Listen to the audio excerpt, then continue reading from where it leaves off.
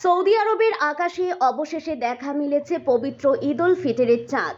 ফলে আগামীকালই সেখানে উদযাপিত হবে মুসলিম সম্প্রদায়ের সবচেয়ে আনন্দঘন তাৎপর্যপূর্ণ ধর্মীয় উৎসব ঈদ উল ফিতর। পবিত্র রমজান মাসের শেষ লগ্নে এসে শাওয়াল মাসের চাঁদ দেখা যাওয়ার সঙ্গে সঙ্গে আনুষ্ঠানিক ঘোষণা দিয়েছে দেশটির চাঁদ দেখা কমিটি। আর সেই ঘোষণার পর থেকেই সৌদি আরব জুড়ে বইতে শুরু করেছে আনন্দের জোয়ার। এক মাস ব্যাপী সিয়াম সাধনার পর ঈদ উল ফিতর মুসলিমদের জীবনে নিয়ে আসে এক অনন্য আনন্দের বার্তা।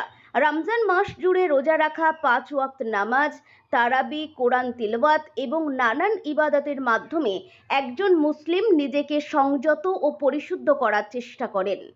এই মাস শুধু ক্ষুধা তৃষ্ণা সহ্য করার নয়, বরং আত্মশুদ্ধি, ধৈর্য, সহমর্মিতা ও আত্মনিয়ন্ত্রণ শেখার মাস। আর সেই এক মাসের সাধনার পর আসে পুরস্কার হিসাবে ঈদ। ঈদ মানেই খুশি, ঈদ মানেই ভালোবাসা, ঈদ মানেই ভাগ করে নেওয়ার আনন্দ। আল্লাহু আকবার, আল্লাহু আকবার, লা ইলাহা ইল্লাল্লাহু, আল্লাহু আকবার।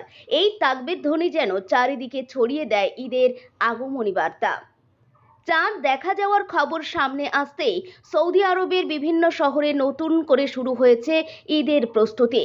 বাজারগুলিতে উপচে পড়া ভিড়, রাত পর্যন্ত চলছে কেনাকাটা।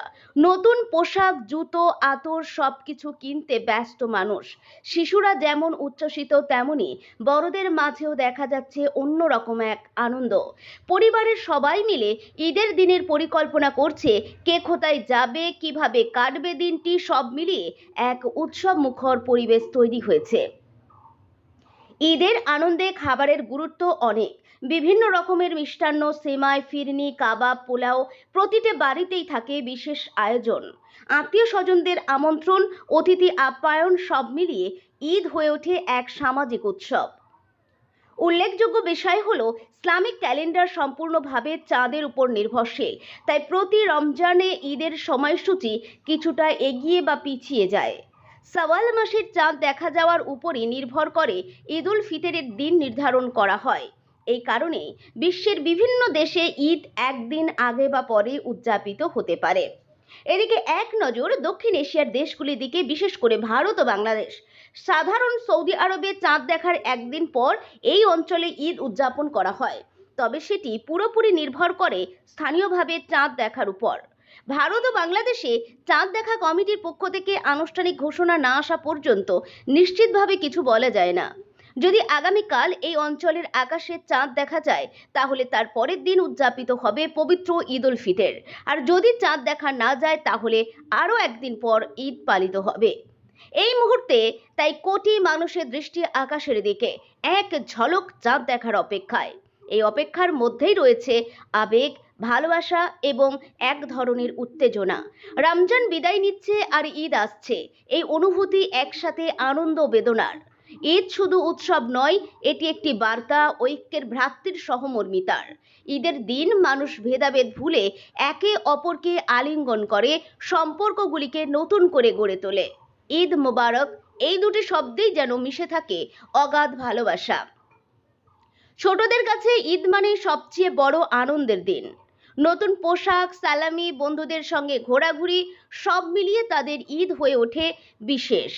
তাদের হাসি আর উচ্ছ্বাস যেন পুরো পরিবারকে আরও প্রাণবন্ত করে তোলে। তবে এই আনন্দের মাঝেও আমাদের ভুলে গেলে চলবে না সমাজের সেই মানুষদের কথা, যারা এখনো কষ্টে দিন কাটাচ্ছেন। ঈদের প্রকৃত শিক্ষা হলো অসহায় মানুষের পাশে দাঁড়ানো, সবার সাথে আনন্দ ভাগ করে নেওয়া। ফিতরা, জাকাত ও দান সৎকার মাধ্যমে আমরা সেই দায়িত্ব পালন করতে পারি।